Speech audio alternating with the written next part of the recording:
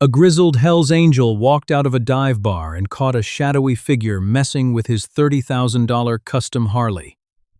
He expected a desperate thief. Instead, he grabbed the fragile wrist of a shivering, homeless little girl, leaving a crumpled note. What she wrote next triggered 180 ruthless bikers to do the unthinkable. In the gritty, neon-lit underbelly of Oakland, California, there is one universal rule, understood by cops, criminals, and civilians alike. You do not touch a Hell's Angels motorcycle. It is an unpardonable sin, a surefire way to invite a world of violence down upon your head. The bike is an extension of the rider, a sacred piece of machinery that represents their freedom, their brotherhood, and their outlaw code. So, when Tommy Spitfire Callahan, a heavily tattooed enforcer for the Oakland charter of the Hells Angels, walked out of their local haunt, the Rusty Spoke, and found a piece of cheap, ruled notebook paper tucked under the clutch cable of his customized Dinah Street Bob, all hell nearly broke loose. It was a freezing Tuesday night, in late November. The fog rolling in off the San Francisco Bay carried a damp chill that seeped straight into the bone.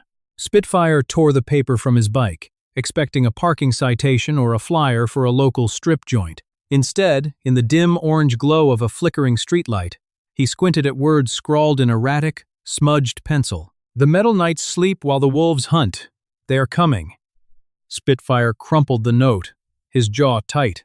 He scanned the desolate street, his hand instinctively dropping to the heavy hunting knife clipped to his belt.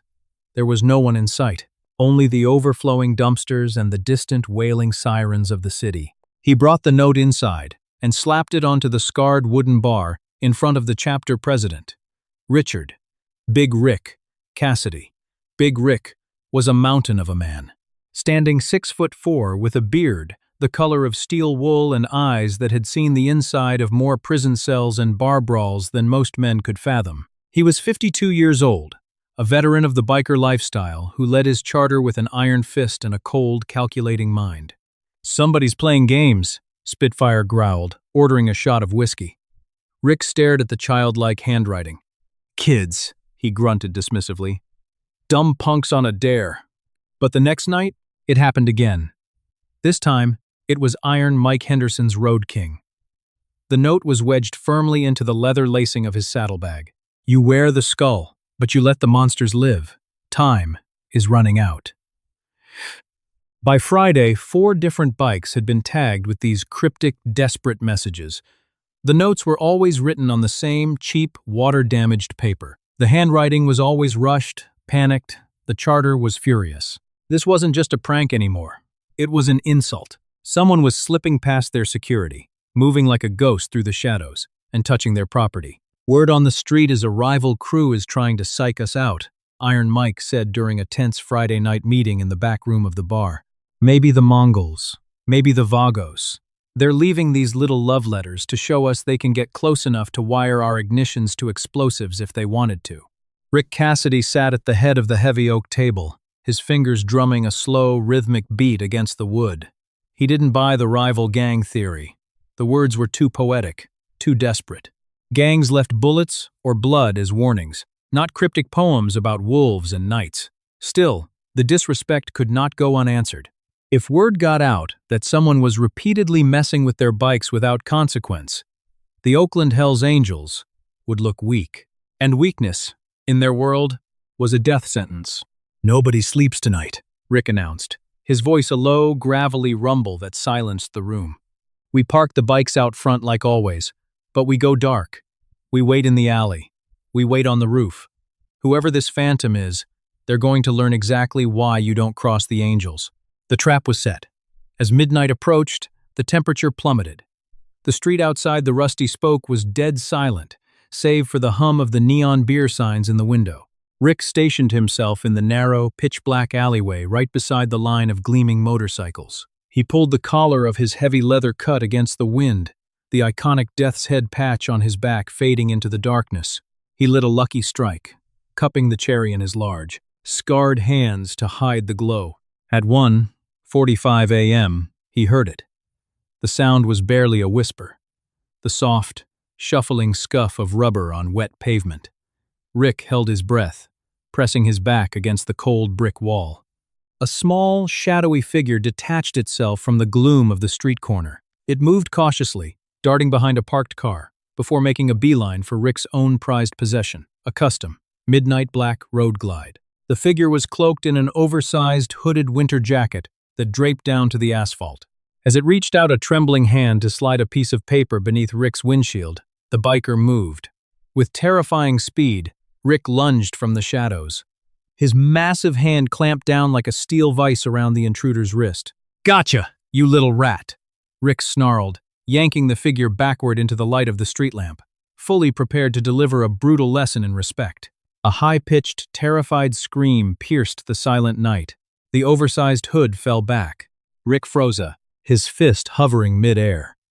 The rest of the club members, who had begun pouring out of the bar, wielding pool cues and heavy flashlights, stopped dead in their tracks. The dangerous phantom, the rival gang prospect, the bold vandal they had spent all week hunting, was a little girl. She couldn't have been more than 9 years old. Her face was smudged with dirt and engine grease, her cheeks hollowed by hunger. Beneath the massive, filthy men's coat, she wore a pair of frayed jeans and worn-out sneakers held together with duct tape. She was shaking violently, her wide, tear-filled eyes locked onto Rick's scarred face in absolute terror. The piece of paper fluttered from her tiny fingers and landed on the wet concrete. Rick stared at the girl, his heart doing a strange, unfamiliar stutter in his chest. Slowly, he released his grip on her wrist. She stumbled backward, tripping over the hem of the coat, and hit the ground, curling into a defensive ball, waiting for the blows to fall. Spitfire stepped forward, lowering his flashlight. "Boss, what the hell is this?" Rick didn't answer. He bent down, his leather creaking in the cold air, and picked up the damp piece of paper from the ground. He unfolded it. This note wasn't a poem. It was a direct plea. "They took my sister tonight. You are the only ones they fear. The angels owe us. Please. W." Rick's heavy brow furrowed. He looked down at the shivering child on the pavement. The hardened outlaw, a man who had survived shootouts and prison riots, suddenly felt entirely out of his depth. "Get her inside," Rick commanded, his voice cutting through the stunned silence of the bikers. "Rick, man, we don't run a daycare," Iron Mike muttered, shifting uncomfortably. "I said, get her inside," Rick snapped, flashing a look that dared anyone to argue.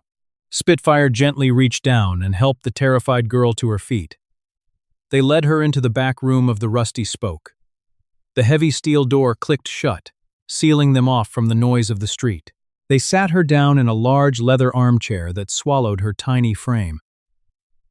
One of the bartenders brought over a plate of hot fries and a glass of milk. The girl looked at the food like she hadn't eaten in a week, but she was too paralyzed by fear to reach for it. She was surrounded by massive, bearded men, adorned in leather and silver chains, men whose very presence projected violence. Rick pulled up a wooden stool and sat directly in front of her.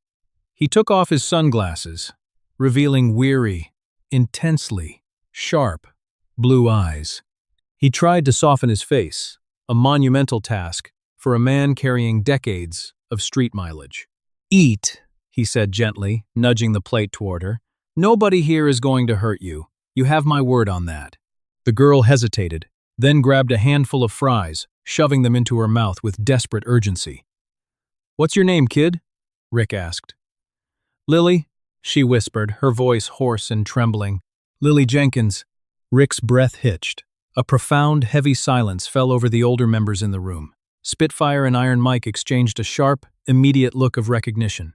"Jenkins. Your daddy. Was his name William?" Rick asked, his voice suddenly thick. "They call him Wild Bill?" Lily stopped eating. She reached into the deep pocket of her oversized coat and pulled out a small, laminated photograph. The edges were frayed, the plastic scratched and yellowing. She held it out to Rick with trembling fingers. Rick took the photo. It felt like holding a ghost.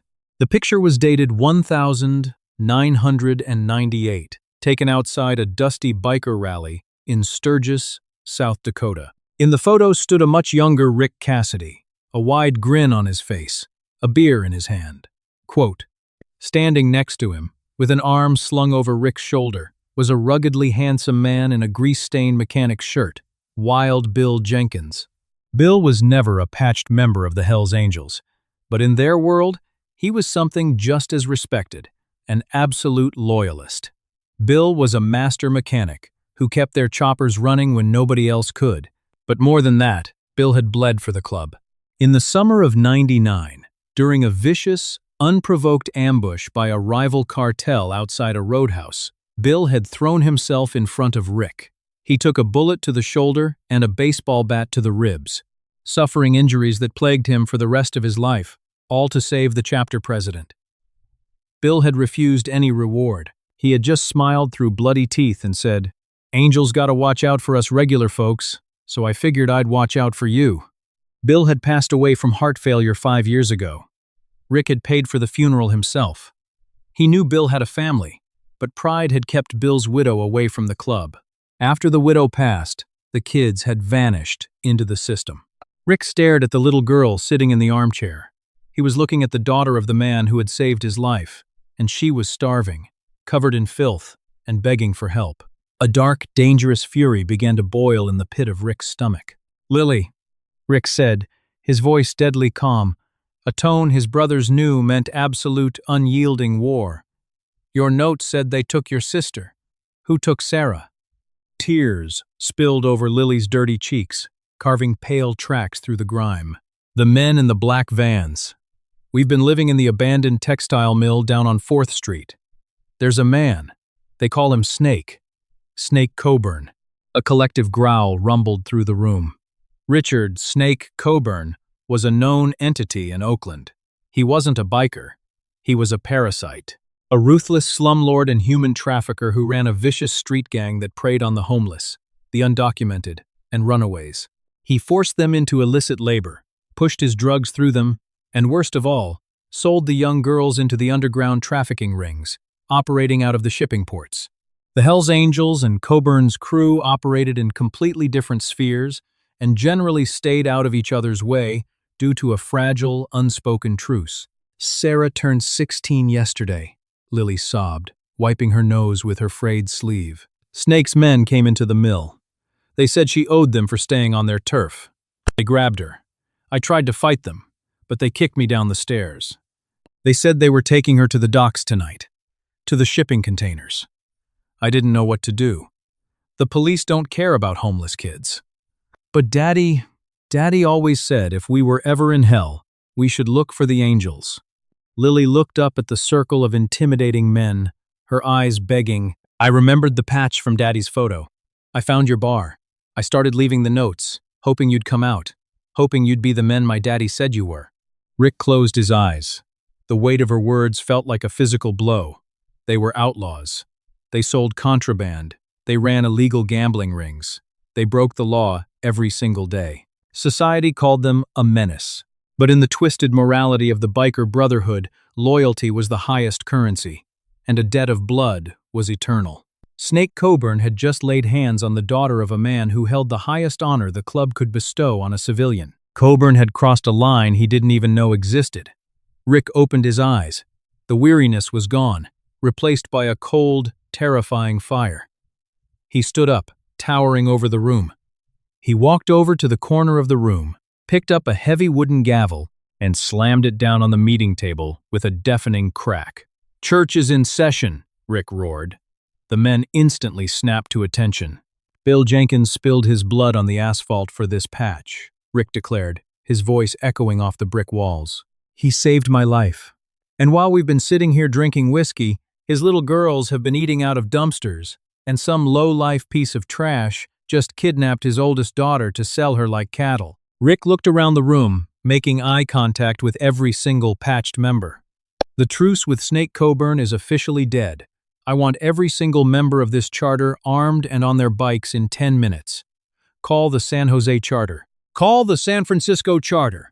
Tell them the Oakland president is calling in every favor, every marker, and every brother who can ride." Spitfire grinned, a feral, predatory smile, as he racked the slide of a heavy 1,911 pistol. "How many we calling, boss?" "All of them," Rick said, turning back to look at Lily. By the time we hit those docks, I want 180 Hells Angels ready to burn Snake Coburn's world to the ground. The order went out, and the underworld answered. Within minutes, the air inside the rusty spoke changed. It was no longer a dingy dive bar. It was a war room. Cell phones were pressed to ears, harsh whispers cutting through the heavy scent of stale beer and cigarette smoke. The call cascaded down the California coast, from the gritty industrial parks of San Jose to the foggy hills of San Francisco. Hells Angels dropped what they were doing. Pool games were abandoned, wrenches were dropped in garages, and half-empty beer bottles were left on counters. The president of Oakland had called a code red a blood debt activation. Outside the bar, the silence of the night was shattered by a mechanical symphony.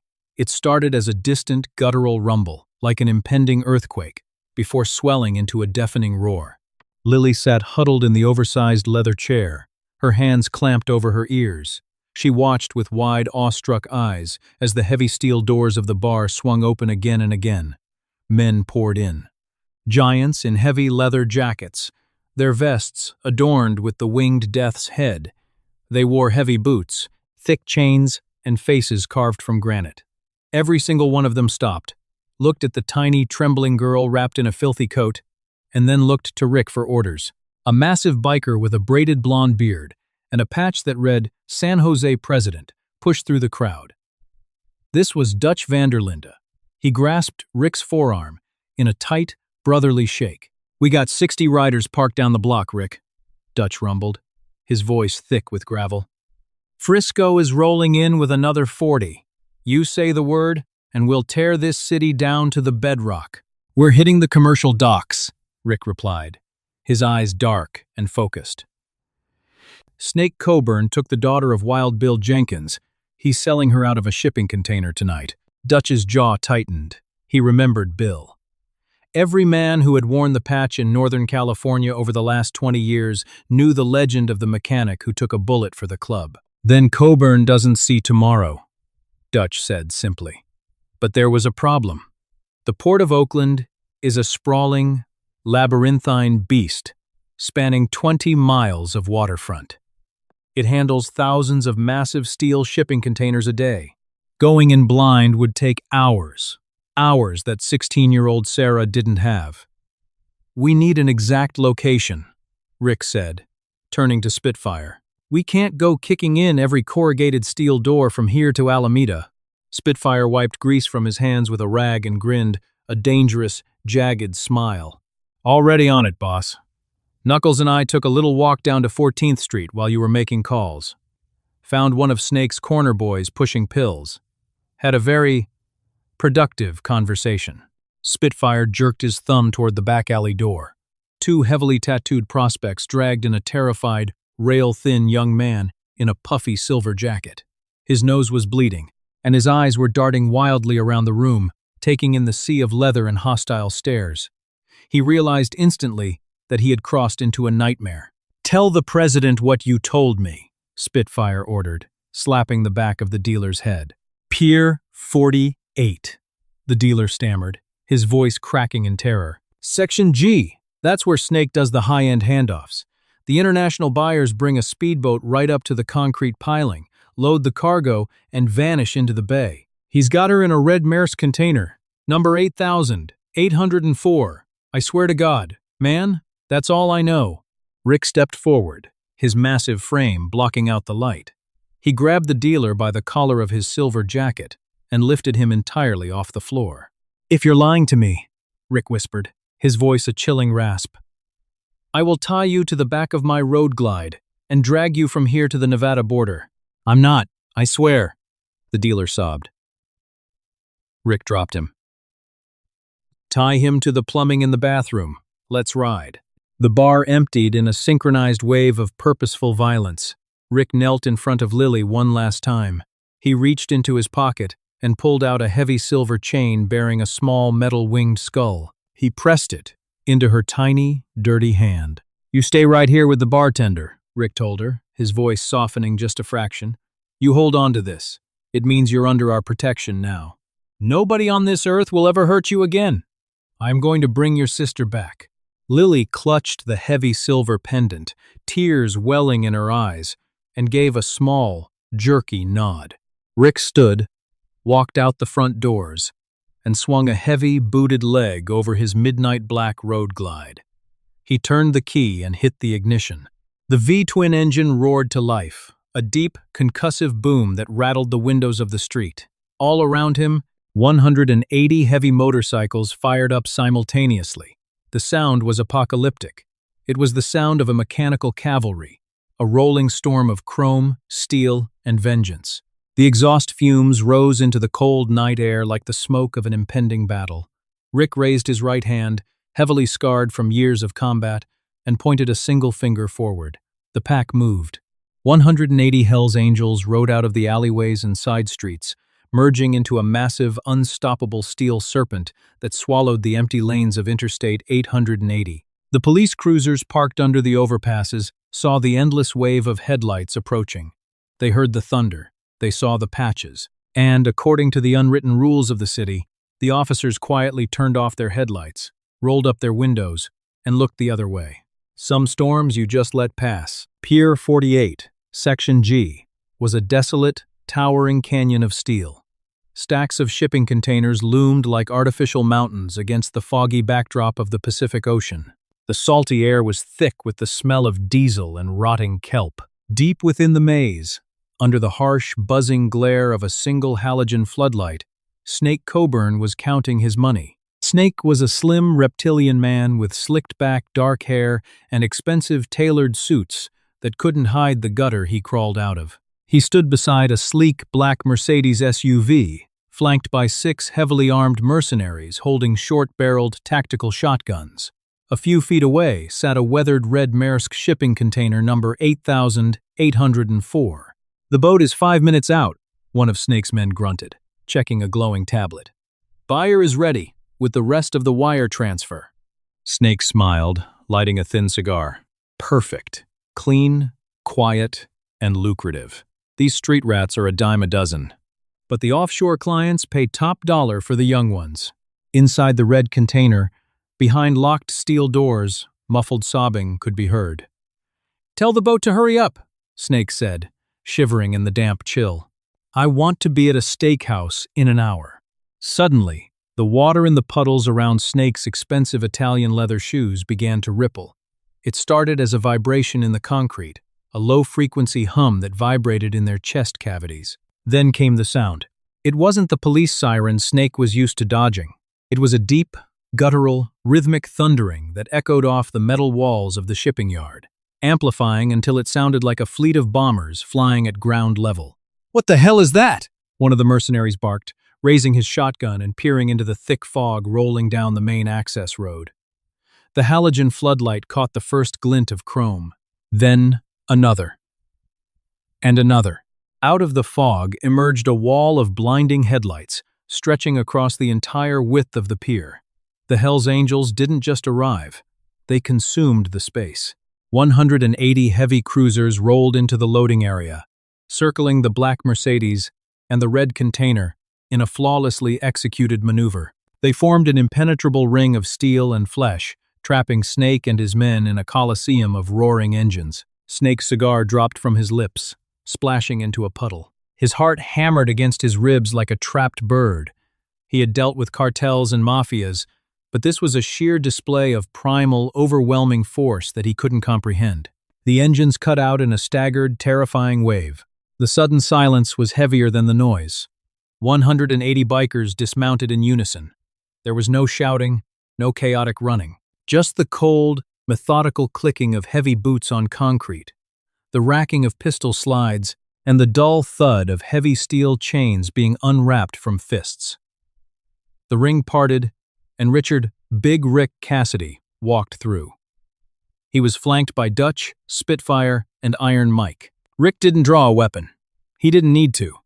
He was the weapon. "Snake!" Rick said, his voice carrying effortlessly in the quiet night. Snake swallowed hard, trying to project a confidence he had entirely lost. "Cassidy." "What? What is this?" "We have an arrangement. You stay in your lanes, I stay in mine." "You're violating the truce." The truce died the second you laid hands on a 16-year-old girl named Sarah Jenkins, Rick replied, not breaking his slow, predatory stride until he was standing a mere 10 feet from the trafficker. Snake's eyes darted frantically. Jenkins. The name meant nothing to him. Just another throwaway kid from the abandoned mill. He looked at his 6 heavily armed guards. They were seasoned killers, but their hands were shaking. They were staring down the barrels of over 100 drawn weapons, magnums, 1911s, sawed-off shotguns held by men who had absolutely nothing to lose. They were outgunned 30-1. I didn't know she was connected, Snake stammered, holding his hands up defensively. Look, business is business. The buyer is pulling up to the dock right now. I'll split the wire transfer with you. 50 grand. Cash. Just walk away. Rick didn't say a word. He just stared at Snake with eyes so devoid of mercy they looked entirely dead. Spitfire stepped forward, a heavy iron gripped in his fist. You don't get it, do you, suit? We aren't here to negotiate a cut. From the edge of the pier, the low hum of a powerful marine engine cut through the tension. A sleek, black offshore speedboat had just cut its lights and drifted to the concrete piling, ready to receive its human cargo. Rick tilted his head toward Dutch. Handle the boat. Dutch nodded. He motioned to 10 of his San Jose riders. They unslung heavy rifles from their shoulders and marched toward the edge of the pier. A moment later, the deafening roar of concentrated, sustained gunfire erupted. They didn't shoot at the men on the boat, they shot the boat itself. Heavy caliber slugs tore through the fiberglass hull, the powerful outboard motors, and the fuel lines. The men on the boat screamed, diving into the freezing waters of the bay as their million-dollar vessel rapidly took on water and began to sink into the black depths. Snake watched his lucrative deal literally sink to the bottom of the ocean. He panicked. He lunged toward his Mercedes, reaching for a weapon hidden in the door panel. He didn't make it 2 steps. Iron Mike moved with terrifying speed for a man his size. He grabbed Snake by the collar of his expensive suit and violently hurled him backward. Snake crashed into the corrugated steel of the red container. The wind knocked out of his lungs. His 6 mercenaries immediately dropped their shotguns, kicking them away across the wet concrete and raising their hands in total surrender. They weren't dying for Snake Coburn's paycheck. Rick walked up to the heavy steel locking mechanism of container, 8,804. It was secured by a heavy-duty, hardened steel padlock. He looked at Spitfire. Spitfire pulled a massive pair of industrial bolt cutters from a saddlebag, walked over, and clamped them onto the lock. With a grunt of effort, the thick steel snapped. Rick reached out and pulled the heavy steel handle. The doors creaked open, revealing the pitch-black interior of the shipping container. "Sarah?" Rick called out, his voice shockingly gentle, a stark contrast to the violence humming in the air around him. From the darkness, a small, terrified whimper echoed. A teenage girl, huddled in the far corner, covered her face against the blinding glare of the halogen floodlights. She was bruised, shivering, and clutching her torn jacket tightly around herself. She expected the monsters to come drag her to the boat. Instead, a mountain of a man in heavy leather stepped into the container. "Are you Sarah Jenkins?" Rick asked, softly. The girl nodded slowly, tears streaming down her bruised face. Rick unzipped his heavy leather jacket and draped it over her trembling shoulders. The oversized jacket bore the massive Death's Head patch on the back. "It's okay, sweetheart," Rick whispered. "My name is Rick. Your dad was a friend of mine, and your little sister sent us to bring you home." Sarah Jenkins looked up at the towering figure silhouetted against the harsh floodlights. She didn't know this man, but she knew the winged death's head on the back of the leather jacket he had just wrapped around her. It was the same emblem that had been tattooed on her father's forearm, the same crest that had sat in a dusty frame on their mantle before their lives fell apart. When Rick spoke her father's name, the last of Sarah's terrified resolve crumbled. She buried her face in her hands and let out a heart-wrenching sob. Rick didn't hesitate. The ruthless chapter president, a man feared by cartels and street gangs alike, reached down and gently scooped the 16-year-old girl into his massive arms, as easily as if she were a feather. He carried her out of the rusted steel tomb. As they emerged, the absolute silence of the pier was deafening. 180 of the most dangerous men in California stood completely still, watching their president carry the bruised teenager into the light. Rick carried her to a heavy black support truck that had trailed the pack, driven by a gray-bearded club veteran named Pops Henderson. Pops had the heater blasting and a thick wool blanket waiting. Rick set her gently in the passenger seat and shut the heavy steel door, ensuring she didn't have to look at what was about to happen next. Rick turned slowly, his boots crunching on the gravel. He walked back to where Iron Mike was holding Snake Coburn against the corrugated metal of the container. Snake was trembling violently, his expensive suit stained with dirty puddle water and sweat. "Please!" Snake begged, his voice a pathetic, reedy whine. "I told you, I didn't know. Take the car. Take the cash, in the trunk. It's yours. Just let me walk away." Rick stopped inches from Snake's face. "You don't walk away from touching our family. You crawl." Rick nodded to Dutch. The San Jose president stepped forward with a heavy set of logging chains. Within seconds, Snake was dragged to the heavy steel fence bordering the pier. They stripped him of his tailored jacket, his silk tie, and his expensive shoes, leaving him shivering in the freezing bay fog. Dutch locked the heavy chain around Snake's wrists and secured it to the fence with a massive industrial padlock. "You're going to stay right here," Rick growled, stepping into Snake's line of sight. "We found your little black book in the front seat, the ledger with all your buyers, all your routes, and every corrupt port official you pay off."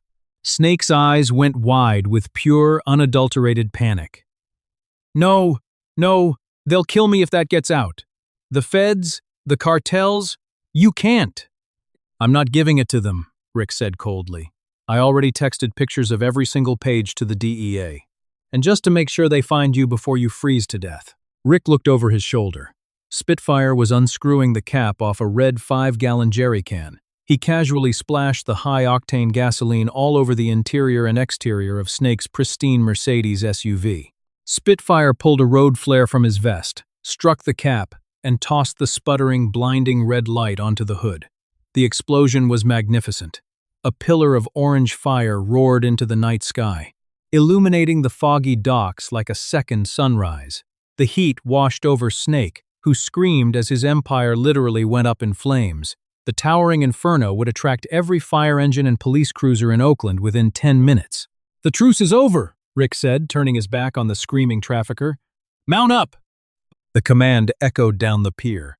180 engines roared to life in a synchronized, earth-shaking blast. They rode out the exact way they came, in a unified, unstoppable wall of chrome and steel. They left the burning wreckage, the sinking boat, and a ruined trafficker chained to a fence to await his federal sentence.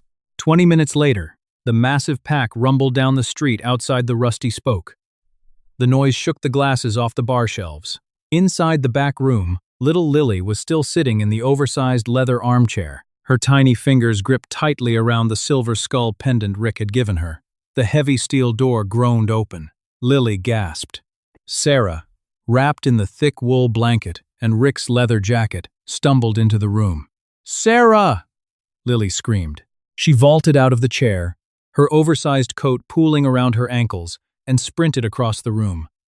The two sisters crashed into each other, collapsing to their knees on the hardwood floor, sobbing uncontrollably and clinging to one another as if letting go meant disappearing forever. Around the perimeter of the room, standing shoulder to shoulder, were the men of the Hells Angels. These were men who lived by violence, who wore their scars with pride, and who never showed weakness. Yet, in that dimly lit back room, heavy, calloused hands covertly wiped at their eyes. Throats were cleared loudly to mask the sudden thick emotion choking the air. Rick watched them from the doorway. He reached over, picked up a spare motorcycle helmet from the bar, and turned to his brothers. "Wild Bill Jenkins paid his dues to this club in blood," Rick announced, his voice carrying over the sound of the crying girls. "He left behind 2 daughters. From this night forward, they are our daughters." Rick pulled a thick wad of $100 bills from his leather vest and tossed it into the empty helmet. He passed it to Spitfire. Spitfire emptied his wallet. He passed it to Iron Mike, who did the same. The helmet made its way out the door, passing through the hands of 180 bikers parked on the street.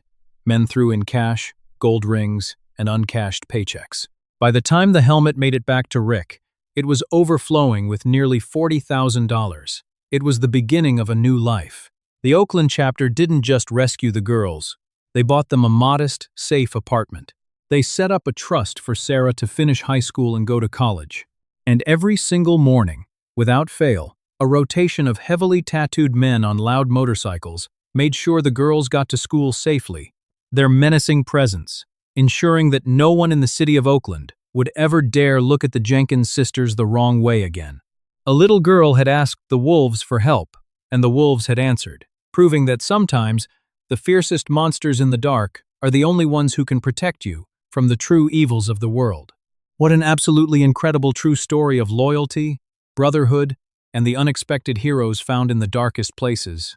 If the Hells Angels' breathtaking rescue of Sarah and Lily touched your heart and kept you on the edge of your seat, please hit that like button, share this story with your friends, and subscribe to our channel for more unbelievable, real-life dramatic tales you won't hear anywhere else. Hi, my name is Dominant Flame Escrow, the owner and manager of Dominant Flame Escrow.